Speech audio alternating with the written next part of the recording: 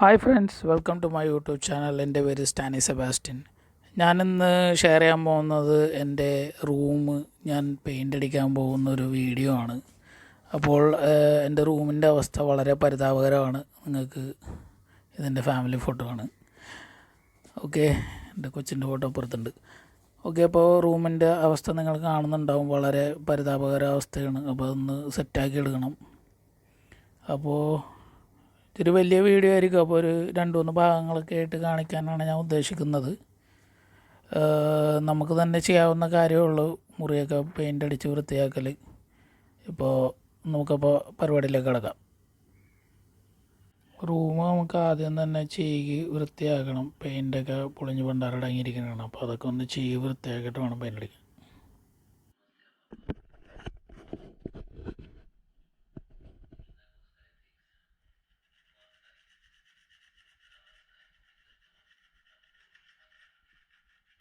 അപ്പോൾ നമുക്കിത് പഴയ പെയിൻ്റൊക്കെ ചീക്കളയാനായിട്ട് നമുക്ക് പുട്ടി ബ്ലേഡ് ഉപയോഗിക്കാം.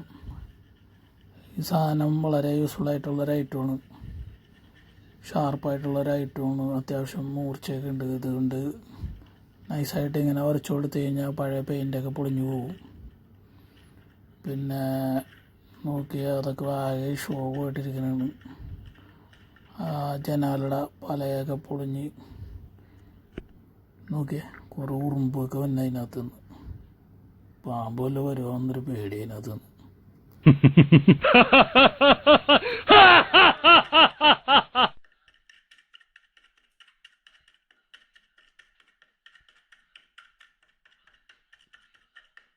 കുറേ നാളായി ഈ മുറിയൊന്ന് പെയിൻ്റ് അടിക്കണമെന്ന് വിചാരിക്കണത്. ഈ വൈഫിനെയും കൊച്ചിനെയും ആളുടെ വീട്ടിൽ കൊണ്ട് നിർത്തിയിട്ടേ പരിപാടി തുടങ്ങിയേക്കണം. ഇപ്പോഴാണ് അതിനൊരു അവസരം കിട്ടിയത്. മറ്റേത് അയാളുടെ വീട്ടിൽ കൊച്ചിനെ നോക്കാനായിട്ട് ആരും ഉണ്ടാവില്ല, അവർ വർക്കിന് പോവും. ഇപ്പോൾ ലോക്ക്ഡൗണൊക്കെ ആയതുകൊണ്ട് ഇങ്ങനൊരു സംഭവങ്ങൾ ചെയ്തേക്കാമെന്ന് വിചാരിച്ച് ഇറങ്ങിയേക്കണാണ്.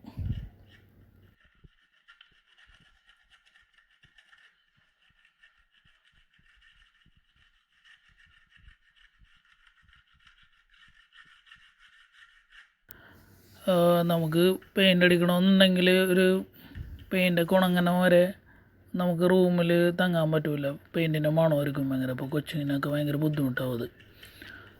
അപ്പോൾ ഞാൻ പ്ലാൻ ചെയ്തേക്കണ ഒരു 4-5 ദിവസം കൊണ്ട് ഒരാഴ്ച ടൈമിൽ അടിച്ച് തീർക്കണമെന്നുള്ള പ്ലാനാണ്.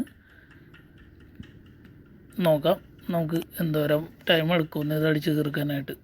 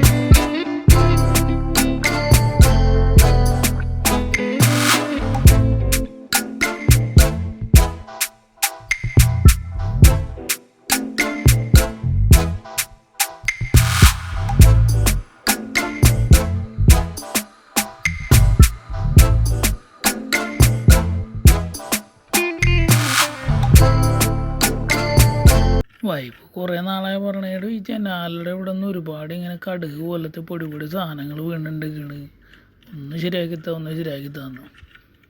ഒന്ന് ഇത് കൊട്ടി നോക്കുമ്പോഴാണ് കാര്യം പറയുകയാണ്. ഈ ജനാലയുടെ പലക മുഴുവൻ ആ സാധനം ചെതലൊക്കെ വന്ന് കുത്തി പണ്ടാരടക്കി വെച്ചേക്കണാണ്. ഇത് കൊട്ടുമ്പോൾ ഫുള്ളങ്ങാട് പൊളിഞ്ഞു പോകണേണ്. ഇതൊക്കെ ഇനി പുട്ടിയൊക്കെ വെച്ച് സെറ്റ് ചെയ്യേണ്ടി വരും.